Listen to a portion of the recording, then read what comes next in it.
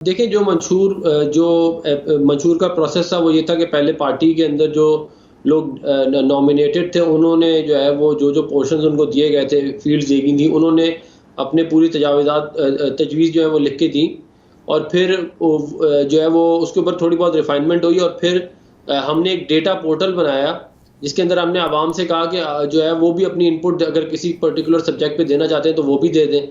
तो ये जो पहली एक्सरसाइज थी ये ख़त्म हो गई थी मिड दिसंबर में। जो सेकंड एक्सरसाइज थी वो ख़त्म हुई है first week of January, around 10th of January. उसके बाद मज़ीद कुछ जो है वो मियां मोहम्मद नवाज शरीफ साहब चाह रहे थे कि उसको मज़ीद रिफ़ाइन किया जाए, जो कुछ नंबर्स वगैरह उनको मेक श्योर किया जाए कि वो ठीक हैं, तो इसलिए उसके अंदर कुछ मज़ीद टाइम लगा। अब मेरा ख्याल है तकरीबन 36 हमारी फील्ड थी जिसके अंदर हमने किया था, 30 जो है वो अप्रूव हो चुकी हैं, 6 रह गई थी। वो भी मैंने आखिरी दफ़ा चेक किए हुए कुछ दिन हो गए, तो मुझे ये यकीन है इंशाल्लाह कि 27 जनवरी की डेट दी गई है, ठीक 27 जनवरी तक इंशाल्लाह जो है वो आ जाएगा। ठीक है। अच्छा, अब एक और जो तासुर मिल रहा है कि ऑब्वियसली इलेक्शन कैंपेन तो आप लोग चला रहे हैं, मियाँ साहब आप जलसों से भी खिताब कर रहे हैं कि लेकिन जो एक्सपेक्ट आप लोग कर रहे थे, जिसके मुताबिक आपकी ख्वाहिश थी कि आगे आपको सीटें भी मिलेंगी, आवाम भी बहुत ज़्यादा आपको एक्टिव नज़र आएगी, वैसा कोई माहौल बन नहीं रहा ग्राउंड पे। क्या ये तासुर दुरुस्त है? इसलिए कि आज सोहेल वड़ाइच साहब ने भी लिखा कि अब वो जो है सिचुएशन कोई वैसी नहीं रही जैसी पहले एक्सपेक्ट की जा रही थी। मैं वैसे ज़ाती तौर पे ये समझता हूँ कि ये बात दुरुस्त जो है वो नहीं है। उसकी वजह ये है कि अगर आप आज ननकाना साहब का जलसा देखें और इतनी सख्त सर्दी में, फॉग में, उसके बावजूद इतना बड़ा जलसा अभी ननकाना साहब में किया है। उससे पहले जो है वो उकाड़ा में, मानसहरा में, हाफजाबाद में, बावलपुर में, तो ये हमने और बड़े बड़े जलसे किए। और अगर जलसे के साइज के हिसाब से देखना है तो फिर 21 अक्टूबर वाला जलसा भी आप सबको याद ही होगा। तो मेरा ज़ाती तौर पर ख्याल ये है कि अवाम जो है वो मुस्लिम लीग नून की आवाज़ पे, मियां मोहम्मद नवाज शरीफ साहब की आवाज़ पे निकल आई है और इंशाल्लाह जो है वो हम अपनी पूरी तैयारी कर रहे हैं और इंशाल्लाह अवाम के वोट से मियां मोहम्मद नवाज शरीफ साहब जो है वो मुंतखब हो जाएंगे वज़ीर आज़म। अच्छा, बिलावल साहब ताकीद कर रहे हैं आपकी क़यादत के ऊपर। आज मरियम औरंगज़ेब साहिबा ने भी गिला किया ट्विटर के ऊपर कि बिलावल साहब को इस तरह की ज़ुबान इस्तेमाल नहीं करनी चाहिए, लेकिन दूसरी जानिब आप लोगों की तरफ से बड़ा, जिसे आप कह सकते हैं, तहम्मुल का मुज़ाहरा किया जा रहा है। इसकी क्या वजह है? देखिए, हम जो है वो ये समझते हैं कि पीपल्स पार्टी और हमारी पार्टी चार्टर डेमोक्रेसी की सिग्नेटरी भी है और हमने जो 18वीं तरमीम भी साथ की है और ये जो पीटीआई की हुकूमत थी इसको डिसलॉज भी मिल के साथ किया था। तो हम ये समझते हैं कि बहुत सारे काम जो है वो अक्रॉस पार्टी लाइन जाके करने होते हैं। अगर माहौल बहुत ज़्यादा ख़राब हो जाए तो फिर काम वो हो नहीं पाते और इसकी मिसाल आप 2018 से 2022 तक जो है पूरे पाकिस्तान ने देखी, जहाँ पे जो है वो अगर ज़्यादा अपोजिशन को या बाकी पार्टियों को मलाइन किया जाए तो फिर वो ना लेजिस्लेशन हो पाती है सही तरह, ना बाकी काम हो पाते। तो हम ये समझते हैं कि अच्छा वर्किंग रिलेशनशिप हमारा एग्जिस्ट करता है पीपल्स पार्टी के साथ और हम उसको लेवरेज करना चाहते हैं और हम नहीं चाहते कि कोई जो है वो जातियात के ऊपर बातें की जाए, बल्कि ये बताया जाए कि पीपल पार्टी ने पिछले 15 साल में जो है वो सिंध के लिए क्या किया है।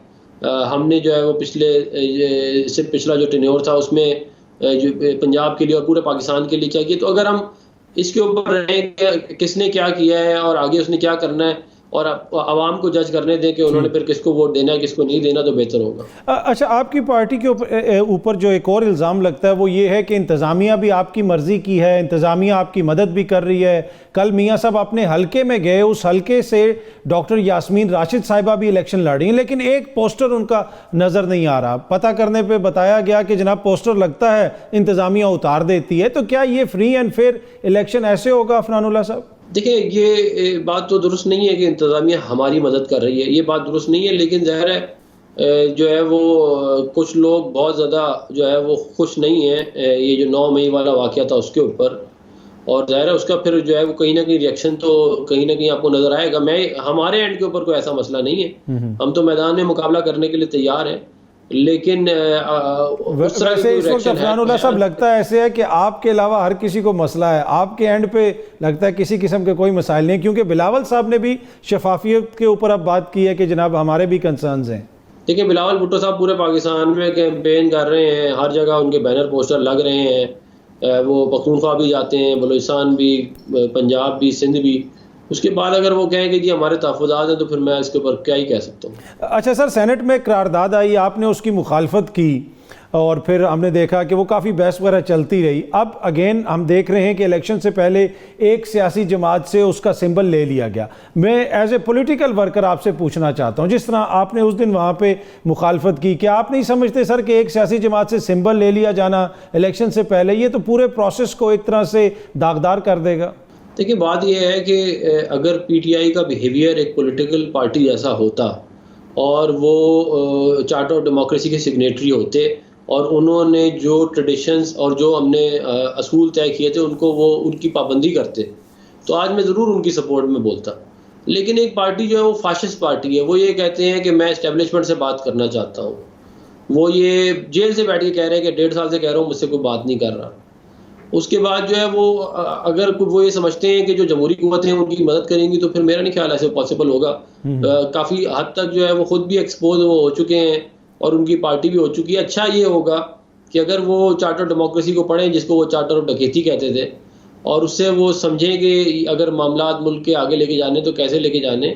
उसके ऊपर जो है वो हमने पहले भी इनको कहा था कि हम बात करने के लिए तैयार हैं और आइंदा भी हम उसके ऊपर जो है वो बात करने के लिए तैयार होंगे। अच्छा सर, एक और जो तनकीद हो रही है आपकी जमात के ऊपर, बिलावल साहब भी ये कहते हैं कि आप लोग इंतकाम की सियासत कर रहे हैं, आप लोग इंतकाम लेना चाहते हैं। फिर पलवाशा साहिबा ने भी आज कहा कि आपका सिर्फ एक ही मंशूर है या एक ही नुक्ता है और वो ये है कि हमारी बात हो गई है, यानी आप इस्टेब्लिशमेंट के साथ मिल के इक़्तिदार में आ रहे हैं। तो क्या आप अभी भी वाकई इंतकाम की सियासत कर रहे हैं? इक़्तिदार में आके आप पीटीआई वालों को मज़ीद जेलों में डालेंगे? नहीं, देखिए, हमने तो इंतकाम की सियासत माजी में भी नहीं की। हमारे से इंतकाम बहुत दफ़ा लिया गया है इस मुल्क की खिदमत करने का।